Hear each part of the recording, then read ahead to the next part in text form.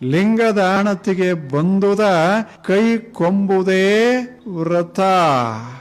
ಏನು ಸಹಜವಾಗಿ ನಮ್ಮ ತಟ್ಟೆಗೆ ಬಂತೋ ಅದನ್ನ ಸ್ವೀಕಾರ ಮಾಡೋದಕ್ಕೆ ವ್ರತ.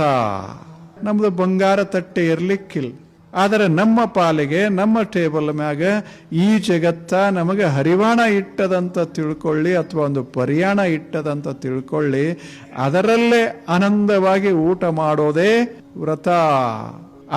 ಇದನ್ನ ಬಿಡೋದು ಹಿಡಿಯೋದು ವ್ರತ ಅಲ್ಲ. ಏನು ಬಂತೋ, ಜಗತ್ತು ಏನು ಕೊಟ್ಟತೋ, ನಿಸರ್ಗ ದೇವತೆ ನಮ್ಮ ತಟ್ಟೆಗೆ ಏನು ಇಕ್ಕುತ್ತೋ ಅದನ್ನ ಪ್ರೇಮದಿಂದ ಸ್ವೀಕಾರ ಮಾಡೋದಕ್ಕೆ ವ್ರತ. ನಮ್ಮ ಮನೆ ಸಾಣದಿರಬಹುದು, ನಕ್ಕೋತಿರೋದು. ಮನೆ ದೊಡ್ಡದಿರಬಹುದು, ಆಗ್ಲೂ ನಕ್ಕೋತಿರೋದು. ಅದು ಪ್ರಸಾದ, ವ್ರತ. ಎಷ್ಟೇ ನಮ್ಮ ಹತ್ತಿರ ಬಂದಿರಲಿ, ನಾವು ಹಾಕೋದು ಒಂದೇ ಚಪ್ಪಲಲ್ಲೇ.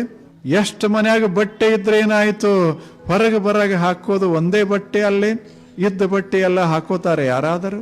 ಇರೋ ಸಾಮಾನೆಲ್ಲ ಬಳಸ್ತಾರೆ? ಇಲ್ಲ, ಅವು ಇಡಾಕಷ್ಟೇ. ಒಬ್ಬರ ಹತ್ರ ಇಡಾಕಿಲ್ಲ, ಬಳಸಾಕದ ಸಾಕಲ್ಲ, ಅದೇ ವ್ರತ.